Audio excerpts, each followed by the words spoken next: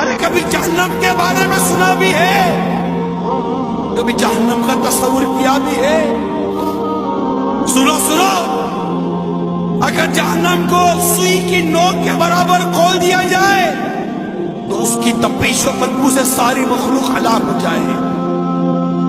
اہل جہنم کا جو مشروب پینے کے لیے دیا جائے گا، اہل جہنم کو جو مشروب پینے کے لیے دیا جائے گا وہ اس قدر خطرناک ہے کہ اگر اس کا ایک ڈول دنیا میں بہا دیا جائے تو دنیا کی تمام کھیتیاں برباد ہو جائیں، نہ اناج اگے نہ پھل۔ سوچا جہنم کا تصور کیا؟ جہنم کے سانپ اور بچھو بے حد خوفناک ہیں۔